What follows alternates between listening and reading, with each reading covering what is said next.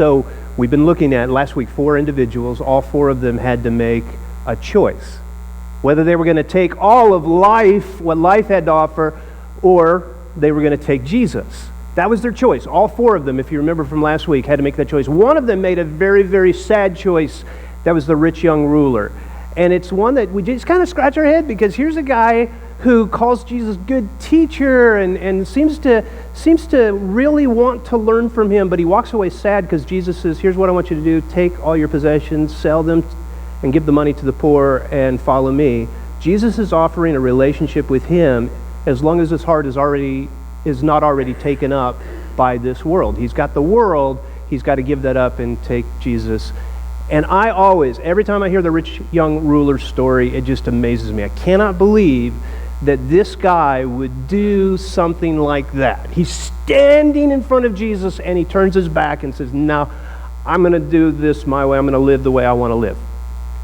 But I always forget that the rich young ruler only called Jesus a good teacher. He had no clearer understanding of who Jesus was, which should, in one sense, give us a little comfort. If you have a better understanding of Jesus, if you know him as someone who's not just a good teacher, but so much more. He is God's own Son. He's the creator of the world. He was there at the beginning. He's the one that's holding all things together. He is the one that gives us his word and his truth, and he's the one that puts his Spirit in us and he leads us. If we understand who Jesus is, you and I, we should be so much different than the rich young ruler, right? The rich young ruler, no way. We would do what he did. That's crazy. And yet, I want to give you 3 examples today of those who were closest to Jesus in the inner circle. The 12, the disciples, the apostles, whatever you want to put a label on. These guys were tight with Jesus, close with Jesus, walked with Jesus. They knew who he was.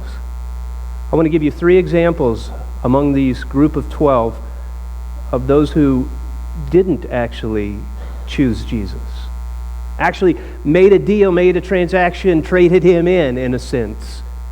And it just amazes us. The first example might be somewhat obvious when you think about the 12, because you probably know there was one among them that was a traitor. And so that's what we start with. All of these focus around the Lord's Supper, what we just talked about.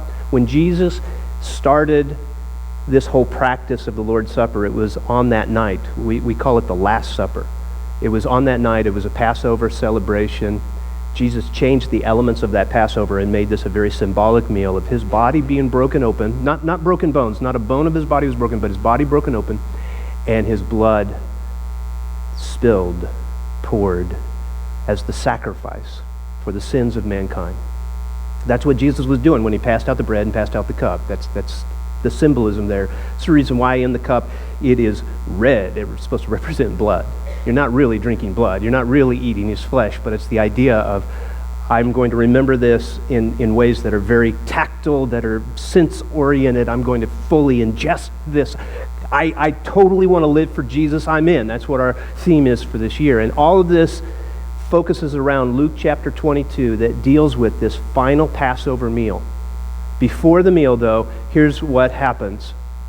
Now, the festival of unleavened bread, called the Passover, was approaching, and the chief priests and the teachers of the law were looking for some way to get rid of Jesus, for they were afraid of the people. And the reason why they're afraid of the people is because just days before, if you remember, Jesus rode on the back of a donkey, and everybody's cutting down palm branches and celebrating, Hosanna, Hosanna. He is like a rock star to them. And so the religious leaders are looking for a better opportunity to take Jesus, not while he's in the middle of the temple and everybody's around him, listening to him, hanging on every word. And so then Satan entered Judas. Judas got possessed. That's one of the 12, called Iscariot, one of the inner circled guys. He's one of the disciples of Jesus. He's one of the closest. This is one of those that make us pause and think, wait. He knows who Jesus is. And yet he has somehow been possessed and makes this terrible, terrible choice. And Judas went to the chief priests. It was Judas, he initiated it. The chief priests were looking for a way. Judas himself was looking for something, and Judas found them and the officers of the temple guard and discussed with them how he might betray Jesus. They were delighted. Of course they were. Here's somebody on the inside who will know exactly when Jesus will be the most alone and vulnerable. This is going to be great. And they agreed to give him money. Now we know, not from this gospel account, but we know from others that money is 30 pieces of silver. Now 30 pieces of silver was really not that much money, which makes us even wonder more, how in the world did Judas do this? How could he trade out the one that he had witnessed do incredible miracles and do things like walk on water? He saw that with his own eyes, and he just trades Jesus in for 30 pieces of silver. Let me give you an idea what 30 pieces of silver would buy. It would buy you a nice pair of Bose wireless headphones. I only know that because that's on my Christmas wish list. And as sweet as that would be, that's what he traded Jesus in for? No way would I ever trade Jesus in for a pair of Bose wireless headphones. They'd have to be much better headphones. That's what I'm saying. No way. No, you're like, no. It doesn't matter how good they are. This is crazy. How does this happen? How in the world? And yet he consented and watched for an opportunity to hand Jesus over to them when no crowd was present. So he's looking for a way. And so he's starting to plot and plan and decide, how am I going to get this transaction done so I can get my money? He basically did what the rich young ruler did, right? The rich young ruler said, money or Jesus, money or Jesus. I'm going to take my money. Same thing with Judas, right? Makes this transaction. Jesus money, Jesus money. Now, we're not told any other motivation. Why in the world did Judas do this? We could come up with all kinds of theories, and people have, but biblically, the only one we have is greed. That's it. You're like, no, it can't be greed. No, but that's it. Our first example is Judas and greed. That's it. And what's amazing is that wanting something so badly, you would actually trade in your friend and the one you've done ministry with, and it just doesn't make sense to us. So what we want to do is we want to say, oh, wait, if you remember, it said Satan entered Judas, and so it really wasn't Judas's fault. Judas got possessed, completely taken over, and he didn't have a choice. He was like a puppet of the adversary doing his bidding. No way, though, that can be that simple. Think about how scary that would be if that was a theology we actually believed, that you could be taken over at Satan's will. Satan decides when you get taken over. Would that scare you at all? That would scare me. It can't be that easy. And yet, it's odd because you look at Judas's life and you think, well, how did this actually happen? How did this occur? And the reality is, it wasn't Judas sitting around going, I've had a good run with Jesus. Man, we've had some amazing ministry. I remember when he fed 5,000. I couldn't believe it. There were only 5 loaves, 2 fish. Nothing. A boy's lunch, and he feeds 5,000, and that was so cool. And people who were lame walked, and people who were blind, they saw. But I'm getting kind of bored. I think I'll sell my soul out to Satan. It's crazy, right? No way. It happened that way. So what did happen? Here's what we know. Judas opened himself up to the enemy long before this one night. He didn't just on a whim decide, I'm going to sell out Jesus today because, I'm running a little short of cash. He was already letting greed grow in him. It was already starting to take over. I'll give you this instance. It is when Mary and Martha are celebrating Lazarus being raised from the dead, and it's just this huge celebration, and Mary gets overwhelmed by the celebration. She breaks open this expensive jar of perfume and pours it over Jesus' feet, and here is what Judas says. Why wasn't this perfume sold and the money given to the poor? It was worth a year's wages. He's just indignant. He's beside himself, and it sounds so compassionate. And if this is all you read, you'd be like, well, Judas, he has a point. There are poor people. We know that. Back in that day, there were a lot of beggars. We know this is a real possibility that money could have been used for some good purposes. But that wasn't his motivation. We're told he did not say this because he cared about the poor, but because he was a thief. He'd already stolen before. As a keeper of the money bag, and Jesus and his group had a collective money bag. It didn't really have that much in it, but it was to provide for them for food. Remember, one time the disciples went off to the town when they were in Samaria to buy food so that they could eat that night.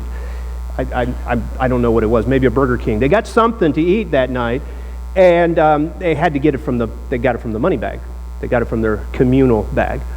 But Judas was the keeper of it, and Judas used to take coins out of it when he wanted something for himself, maybe a Slurpee, when he was thirsty and he didn't have enough of his own money, he would grab a few coins out of that, and nobody said anything. And it became easy for him to take more coins and more coins out of the bag. This greed grew in him because that's the way it works, right? None of us in this room would actually trade Jesus out for anything, would you? I mean, if you have a relationship with Jesus, there's no way you make this transaction. This does not happen. And this did not happen with Judas either. Judas didn't just make a one-time transaction. You know what? Satan, come on in. Have at it. Whatever you want me to do, I'll do for you. That's crazy. No. Greed grew in him. Greed began to take over him. See, the deal is that whatever you think, this whole Jesus and Judas and Jesus being sold out for 30 pieces of silver is going on. What you're missing, what I'm missing, is that Judas has been eaten away by greed, and greed has grown in him because that's how sin works. It is not a one-time thing. In fact, we don't sell Jesus out for one thing. We sell Jesus out for many small things in a day. It's tiny transactions that we make where we trade him out for something. And that's what these examples are about. Different men trading Jesus out for different things, but all of them starting from something small. Let me give you a second example. The second example I'm just going to talk through, it is during the meal itself.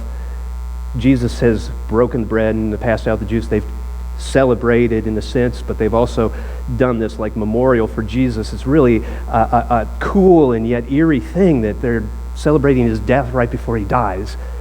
And afterwards, Jesus is teaching, and Judas is just sitting there quiet, looking for an opportunity. When am I going to be able to turn him over? Okay, I think I know. When Jesus goes to the garden every night and he's planning, he's plotting. He didn't know where the upper room meeting was going to be because only two of the other apostles knew. Jesus had them plan it out so that it would be uninterrupted. But Judas knows Jesus loves to go pray in the garden every night, and so that's where I'm going to do it. So he's plotting, he's planning, and Jesus shares with the entire table, somebody here is going to betray me tonight. And immediately, everybody at the table is like, it's not me, it's not me, it's not me. And they all start jockeying for position as to how loyal they are. Jesus, you know me, I'm 100% loyal. I'm like, no, I'm 110% loyal. And pretty soon there's this argument that erupts as to who's the greatest. And they're all like, no, I have the best loyalty to you, Jesus. I'm the number one. I'm your right-hand man. No way I'd do that. And there's this huge argument about greatness. When the greatest is sitting at the table, Jesus Christ, and he's willing to lay down his life. That's what the bread and the blood was all about, and the juice was all about. The wine it's all about him shedding himself, dying for them. The greatest laying down his life. So he corrects them, he stops them. He says, no, you guys got it all wrong. The greatest is going to be the servant. And I'm one who's come to serve you. You guys are missing it. So right there, you got Judas who's secretly plotting, how can I sell Jesus out? And the rest of them like trading in Jesus for a little bit of fame, a little bit of popularity, a little bit of attention, a little bit of the spotlight, right? So here we have two separate instances of people trading out Jesus. And if you want to, you could go back and find where this began, because it didn't happen at the table. It didn't start there. It wasn't when they were just sitting there around the table thinking, you know what? I think I want to be great in this kingdom you're building. This had been growing in them and growing in them and growing in them already. In fact, not to pick on James and John, but we already know that James and John on two separate occasions came to Jesus and said, could we sit at your right hand? Could we be like the number one and number two in your kingdom? They were looking for greatness. There's this drive and this pull. In fact, Mama got involved one time. Mama was like, Jesus, can you do me a favor? Can you put my boys in the best position in this new kingdom you're building? This is something, and the rest of them got jealous, so it really is the rest of them. All of them wanted to be number one. There's a drive and there's a pull in us to do these things, to be more and more greedy, to be more and more self-centered, and I'm more important than you, and place myself above you, and success, popularity. And we will do things for popularity that is just crazy, for people to like us. Maybe we don't sell our soul out to Satan in order to be the Mr. Wonderful at the party that everybody laughs, but we laugh at people's jokes sometimes just to fit in when we know they're not appropriate. Maybe you've even told one that's off color, and you knew while you were telling it, I shouldn't be saying this, but man, it feels so good for everybody to laugh when I say it, right? We seek these things out. We look for them. We trade Jesus in small ways. You know, the girlfriend who lets the boyfriend touch her body, that often isn't a decision of, I want this. It's more of, I don't want this, but I don't want to lose him. When you share that confidential secret that never should be shared with somebody that oh man, I want them to know, because if I tell them, they'll like me. We want to be in the inner circle. These are real pulls. These are real desires that we have. And if you're thinking, no, I don't know about that one, I don't know about greed, let me tell you how easy it is to let greed get in and start to grow in you. I mean, it's so easy to get greedy in the smallest ways. It could just insert itself so quickly. I was typing out the section on Judas. I was like, okay, I'm into Judas, and I'm talking about Judas. He's such a greedy guy. He's such a greedy guy, you know. And I'm typing out my message, and I get a phone call, and I'm listening on the phone as I continue to type, and it's my bank. And I'm thinking, no, do I have something overdrawn or something? No, it's nothing like that. And I'm continuing to do, and she's saying, yeah, we need to update your checking account. And I'm like, my checking account's fine. I don't need to update my checking account. I'm like, I don't have time for this. I got to talk about Judas and his greed. That's what I want to talk about. And she's like, well, see, here's the thing. We changed it a long time ago. We sent you this in the mail. I'm like, I don't read your mail, you know. And she's like, so you only have till October 1st. You got to get this done. I'm like, what? What do I? And when it dawns on me, she's saying, you have to change your bank account. We have more restrictions we'd like to put on your checking account. We'd like to charge you fees if you write too many checks. For 14 years now, I've had a really good relationship with this bank. Free checking. And now she's changing it on me. And I even told her that. And I'm like, I had to stop typing. And I'm like, why are you changing our relationship? She said, well, no, I'm not changing I'm giving you options. Yeah, you're giving me options. Every option means more money out of my pocket. You're changing our relationship. We've had a good relationship for 14 years. How could you change our relationship? She said, I'm not trying to change your relationship. She was so nice. I was so not.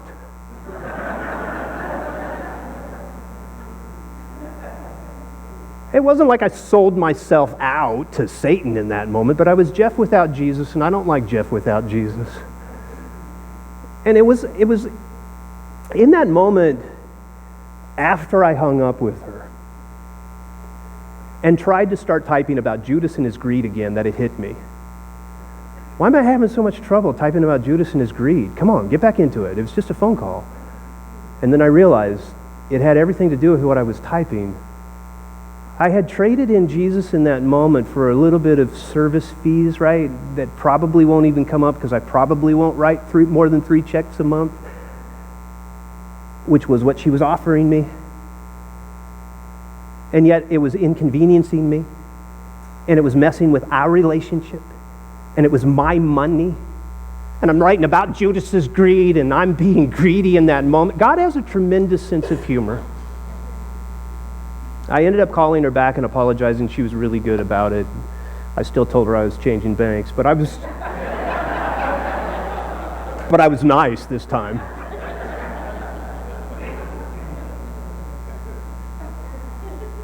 Whether it's greed, whether it's popularity and being in the center, isn't it true? It's just little things. It's daily transactions we make where we're like, in this moment, I'm going to put Jesus aside, because in that phone conversation, there was no witnessing going on. I wasn't like, I'd like to keep my bank account as it is, and God bless you. Do you have a church? No way I'm saying that stuff. In fact, I'm like, do you know who I am? Oh, good, because if you knew who I was.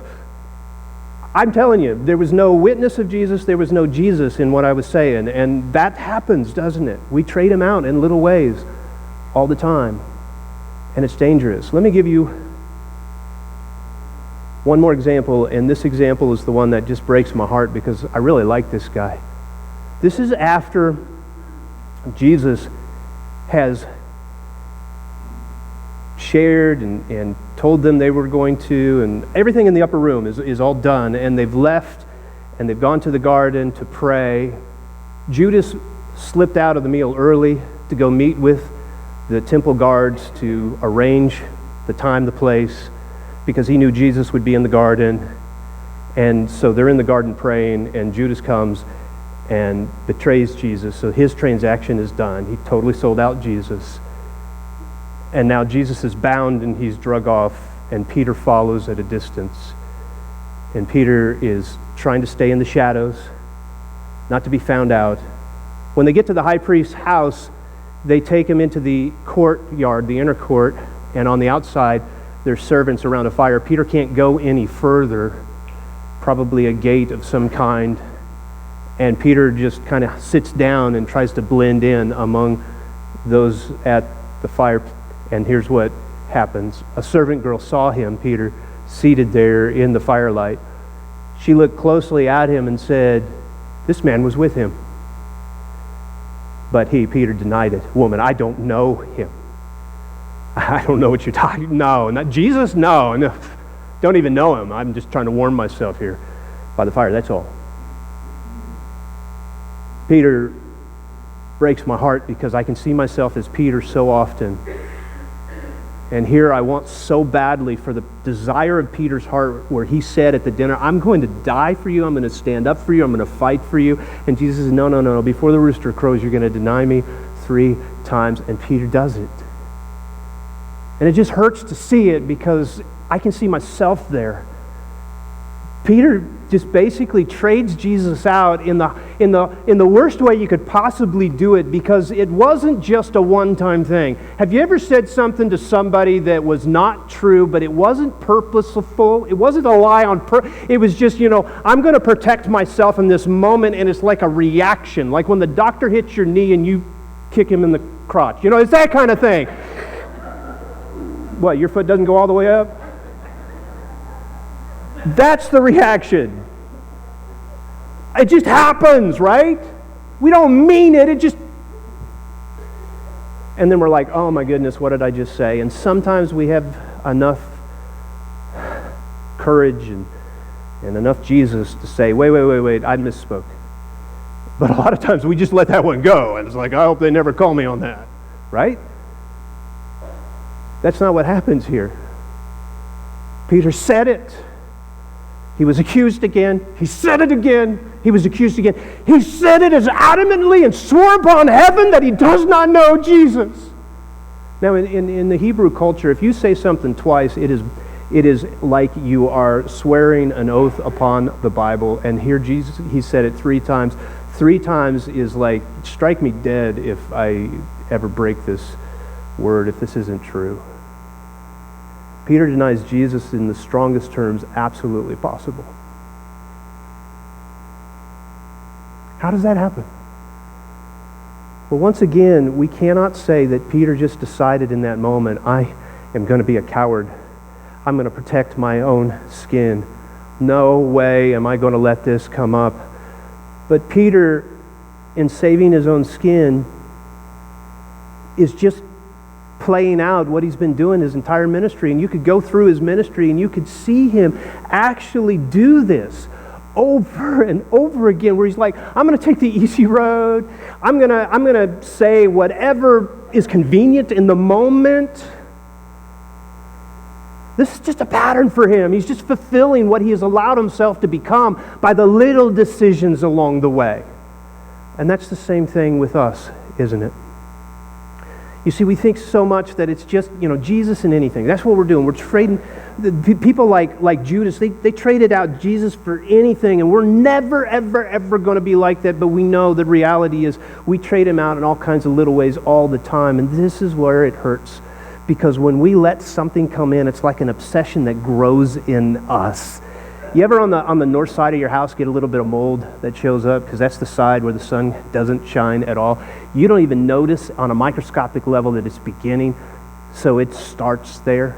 I think that's how this happens, right? It's just the little things. We don't even notice them. The little things we trade Jesus in for, we don't even notice it. It's not even that big a deal, and we can justify it away, and we don't feel guilty about it at all. But if you let that go too long, it starts to show up a little discoloration, right? A little green on that side of the house. And if you let that continue to go, it gets worse and worse. And if you don't deal with it, it becomes pretty ugly. That's what happens in our souls. When we let the world in unchecked.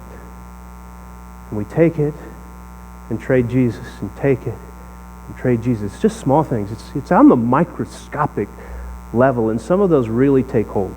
They do. And they start to grow in us, and they start to wreak havoc in our life. And they destroy our peace.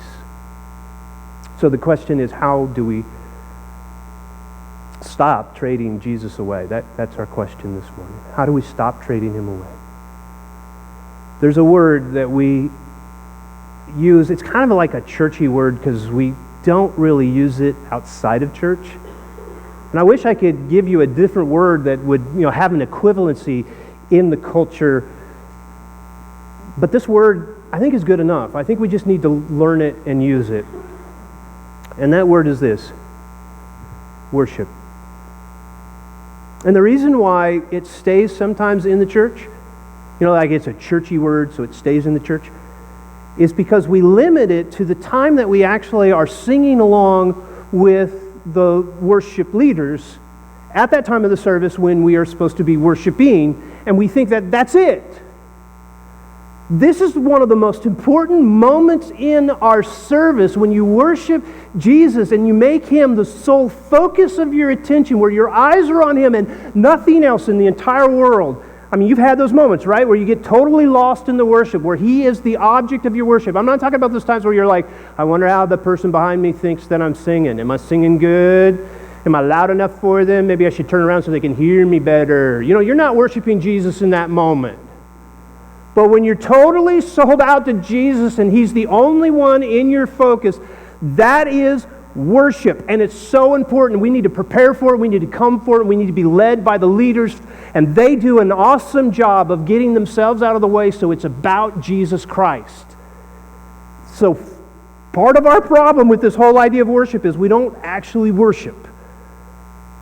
The second part of our problem with worship is we think that that's it. We're done. We need to figure out a way to be worshipers of Jesus 24/7. This is just the training ground, folks. This is just where we get focused for that moment, if we'll give ourselves fully to it, to just flat out give him our full attention. I want to share something with you, because when Peter denies Jesus that third time, something happens. How in the world do you deny somebody you love and have done ministry with 3 times? Because Peter took his focus off of Jesus. That's all worship is total sold out focus upon Jesus. And he took his eyes off Jesus. I want to show you the moment he put his eyes back on Jesus. It's right after his third denial. Remember, he is in the outer court. He is around the fire with the servants.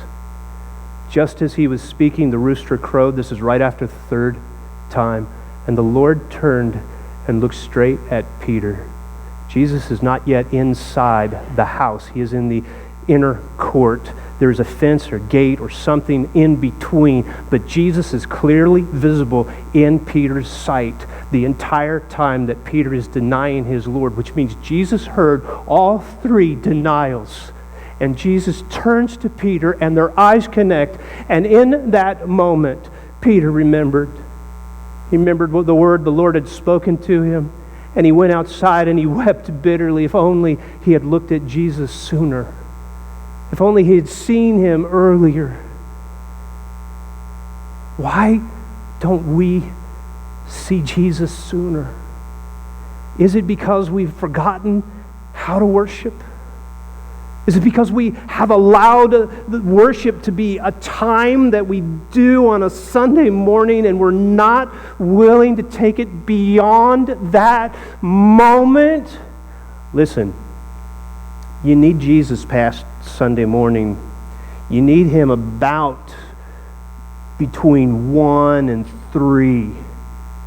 You know, the time that Vinatieri has opportunities to kick that ball. You need to have Jesus in that moment, because if you don't have Jesus in that moment and something, God forbid, happens, you don't want to be you without Jesus in that moment.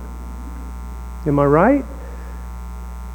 Now, I did not just predict something, please, please, please. I just want you to remember that we are not just Sunday morning worshipers, and if we are, then you're going to be like Peter and Judas, and John and James, and you're going to be loving the Lord while he is right in front of them, teaching them, doing miracles for them, but completely forget him when he's out of sight. We can't be those kind of people. We need to practice the presence of Jesus in front of us always. We need to be worshipers. In fact, you've heard of the term, weekend warrior. Anybody hear that term before? Here's what we need. Every week we have an I'm statement. This week our I'm statement is, I'm a weekday worshiper. We need to get this down. We need to figure out a way to get Jesus in front of us all the time. I want you to do me a favor for just a moment. Just close your eyes for a moment. And I want you to just look at Jesus on the cross, hanging there with his arms outstretched and blood dripping all over his body. Sacrificing his entire life for you and your sins. Okay, you can open your eyes. You just worshiped. That's worship. Keep him in front of you always. The reason we take communion weekly is because we want to continue to remember what he has done for us in the most tactile, visual, sense-oriented way, and this is Jesus' desire as well.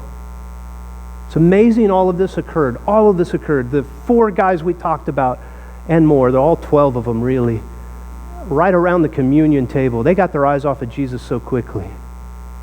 Communion needs to be a part of worship. Our giving is an opportunity to worship. Our singing is training and getting Jesus number one and singularly focused, a crowd of one, audience of one. You just worship him. We need to take this out of here. It needs to become part of our life. Now, for you, that may mean you need to listen to more Moody radio and some good preaching throughout the week. For you, it may mean you need some more Jesus music in your life, and there's some great stations for that.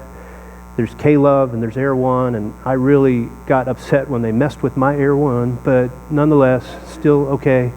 It's not great like it used to be, but it's okay. Wonderful opportunities. Now, I'll admit to you, I like all kinds of music. I mean, I like classic rock a lot. I like rock a lot. I like even hard rock because that's my teenage years, brings back memories. Can't listen to it too long anymore, but I do this once in a while. Alternative rock, even southern rock. If it has rock in it, I guess I like it.